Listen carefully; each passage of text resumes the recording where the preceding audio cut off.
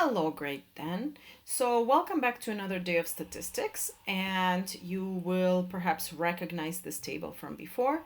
Again, we're asked for the median and the mean, but what we're going to do today is we are going to get comfortable with our calculators. Most of you are taking applications next year where you'll be using the calculator the whole time, and the analysis also uses the calculator a lot. Okay, so here we go. Perhaps you remember from grade 9, but it'll be new for some of you. So how to get this information that you did last time by hand on the calculator. All right, so first we're going to go to apps. And a question that students often have is whether this is one or two variable statistics.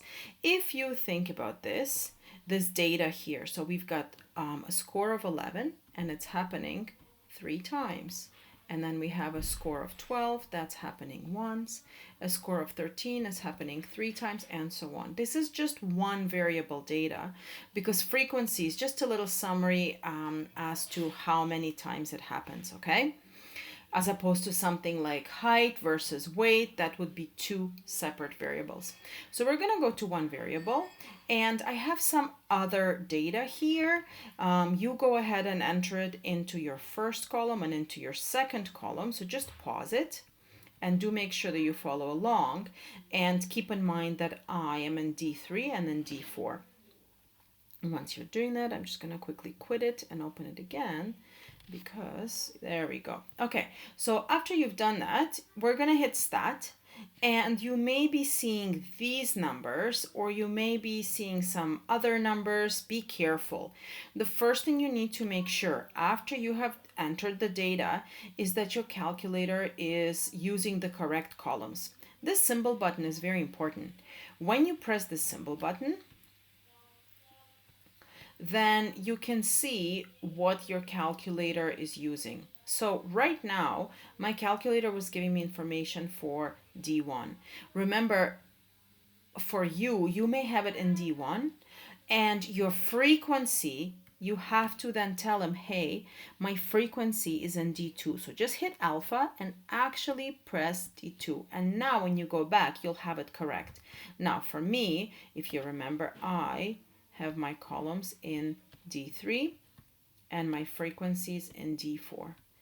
Remember, the calculator can't read our minds. So how is it supposed to know that we actually have a frequency here? If you don't do this, he's just going to use the values 11, 12, 13, 14, 15 and give you the summary for that, okay? So once you know that you're in the correct information, and I'm just going to uncheck this because it's confusing us, then now when I go back to my statistics and I hit the stat, I know I'm going to get my data for my correct data, okay? And here we go. There's all sorts of useful information. One thing we were asked for is we were asked for the median, which we can now state. Here we are. And then the other thing we're asked for is we're asked for the mean, which is, remember, denoted by X bar. Yeah, X bar we call it. X bar. So here we go for the mean. Let's look for it. 12.7. And there we are. We're done. I always like to do a little sanity check as to whether my answers make sense. If you notice, most of my data here is in the 11 and 13, so it does make sense that my mean is a little bit under 13. What the calculator does is does what you were doing by hand before, taking each score, multiplying it by that frequency, okay? Let's do a little bit more statistics. Woohoo! The next section are the box and whisker plots, and maybe you remember the box plots from last year. The box plots or box and whisker plots use something that's called the 5-point summary.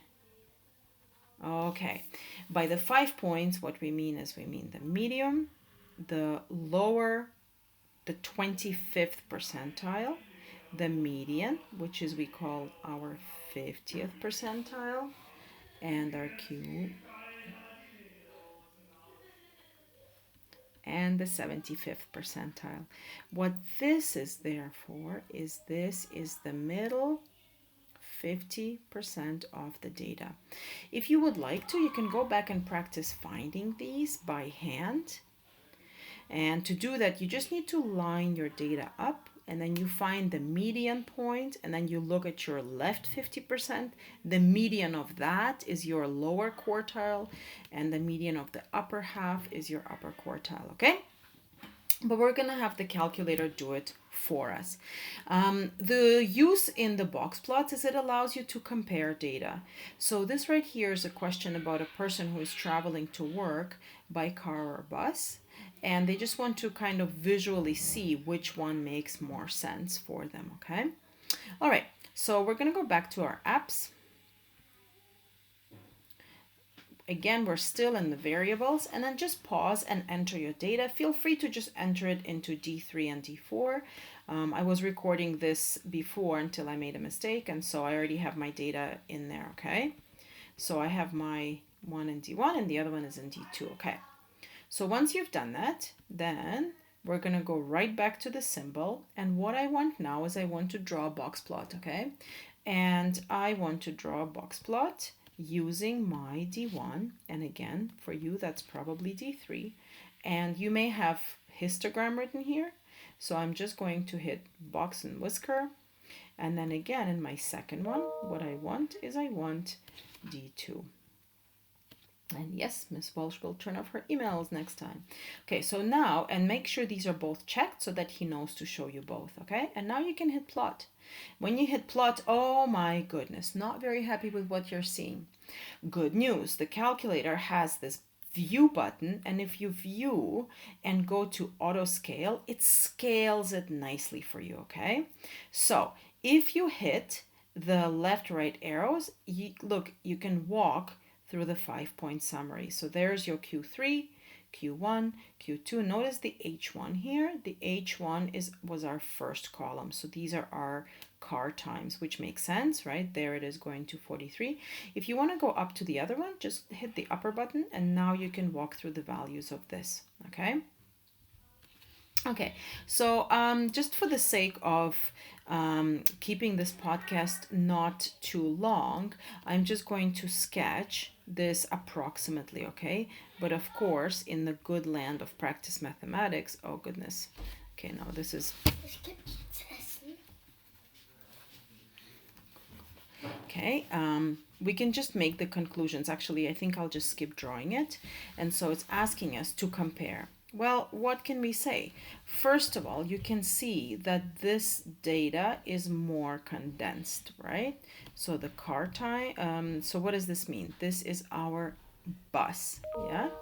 So our bus is more consistent.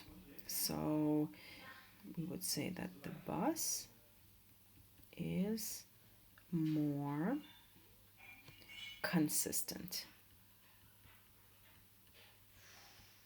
That's one observation. What's another observation that we could make? So remember, I can't write on this unfortunately, but just keep in mind this is our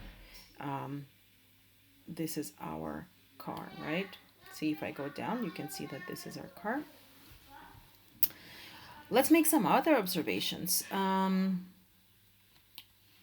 The bus, the median of the bus is lower. I'm just going to call this blue. And this is going to be pink. Okay, so you can see that the median of the bus is lower. Okay, the car is sometimes faster, right? Less minutes, but sometimes it's also slower, right? So what we can say is perhaps in general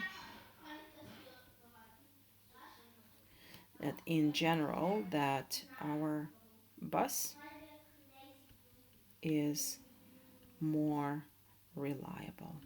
You can make many more observations. You can say, that the car has a wider spread.